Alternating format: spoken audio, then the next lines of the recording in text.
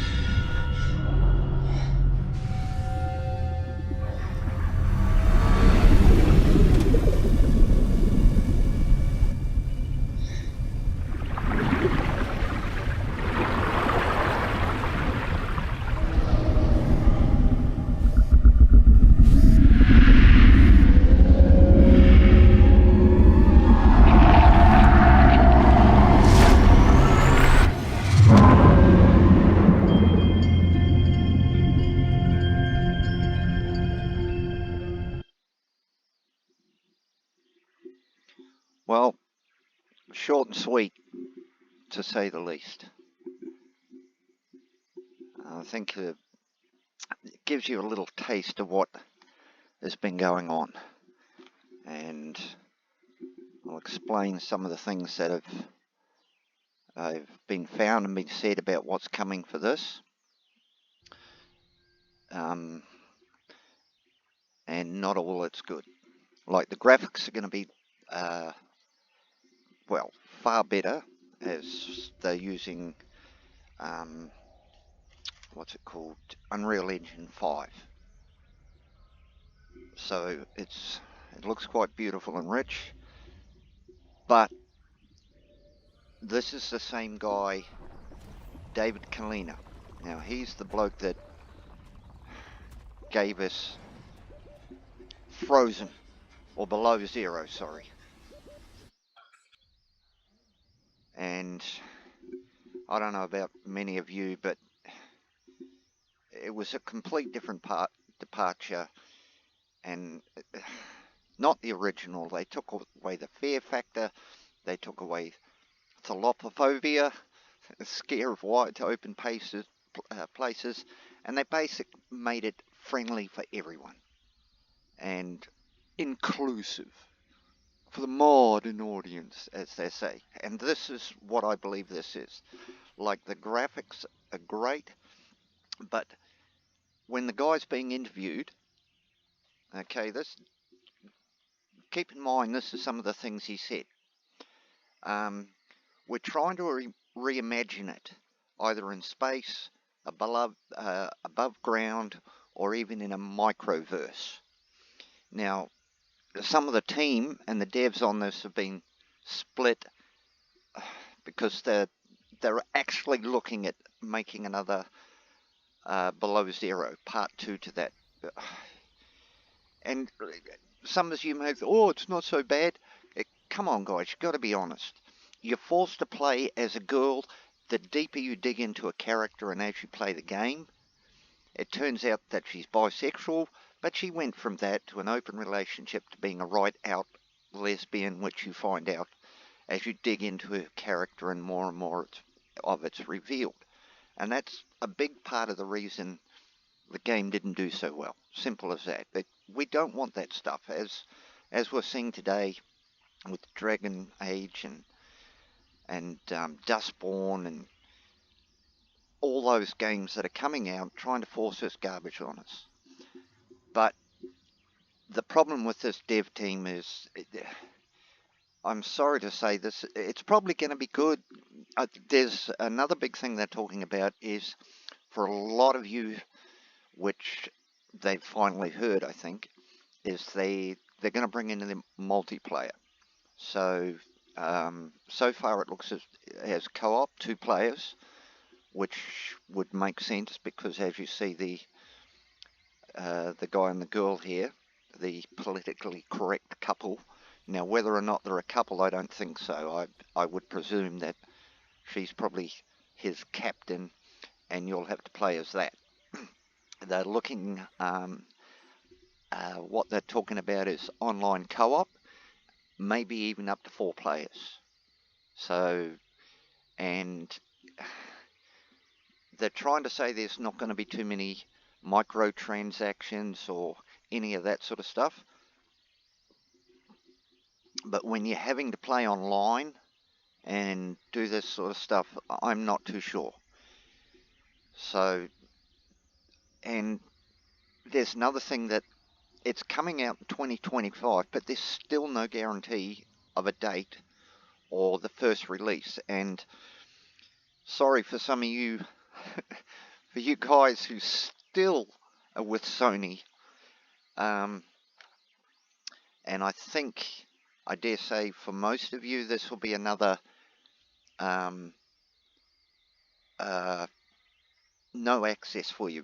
Basically, the early access to this game that does, when it does come out, will be Xbox and mainly PC. So you guys on PS4 and 5 with Sony aren't getting there. Steam is starting to actually shut down on this multiple connections to get to a game. And plus, for this one with the new rules with Steam, you have to produce something. So they can't say a date and then back out on it, because I think most of you know the new rules. They'll lose money or Steam is going to refund everyone. And for a game like this, they just can't afford that to happen. Now, another big thing I'm thinking about this, you guys can correct me if I'm wrong, but I think since Trump's come in, as you've seen with a few games, they've now been held back or delayed, because I think they're trying to get any oversaturation of DEI and all this other agenda in our games being pushed on us, because that we're kicking back. You tell us not to buy your games, we won't buy your bloody games. Sorry, I'm getting over the top, but I think a lot of us are sick of that. We want a game that's fun, adventurous, without all that political correctness that we can escape from. But another thing in this game, guys, is from what I can see and what I'm hearing, that fear factor or that horror, well, I think some of it was a lot of scare and shock factor, but I've never had a game, like I've played some horror games and other things, and they're a bit shocking or a bit scary, but I never got the fear factor like I did playing Subnautica alone and going into those deep open spaces by yourself, and just that whole feeling of being so small.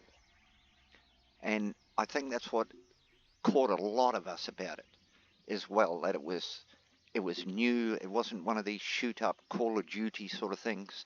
It was actually, it had a fear factor to it. You know, you didn't want to play it by yourself, or you had to have someone in the room. And that made it far more exciting, the anticipation of what you might find, the adventure in the game. And I think that's what drew a lot of us and kept us in there. And if they had stuck with the original idea and just done the graphics, added more fish, some more adventures in caves, etc., I think most of us would have been happy and just kept following it. But to go below zero, you've got to be kidding me. Come on. That, for me, it was a slap in the face. It's when all this DEI stuff's kicking off, and it's like the Joker movie. Too many males and men enjoyed it and had fun with it. So no, let's diversify it, make it like Joker 2. Put a chick in it and make it lame. And I'm sorry, but that's how I feel about Below Zero. I actually got my money back on that game. I was so pissed, and the graphics weren't that great. It just didn't have that same feeling. But you guys tell me how you feel or what you think. Um, the idea of if I'm wrong or I'm out of it, but I'm not getting paid to do this. I'm not going to shill for a game I absolutely love, but if it's not meeting that standard and it's goes in a whole different direction, I'm out, as I was with Frozen. But we'll see what's going to happen. There's still a bit of time yet, so I'm thinking it's on Steam on the wish list, but you could be waiting another 6 months. It wouldn't surprise me if they keep this for at least another 6 months or more to try and see people's reaction, see how the preview goes, the what people say, whether it's positive or negative. But I think most people at the moment are fairly sort of positive. We all want something better than Frozen, and we're hoping for that same adventure. But don't get your hopes up too high, guys. I want to be um, excited about it and hopeful, like some of the monsters, like here. That looks good.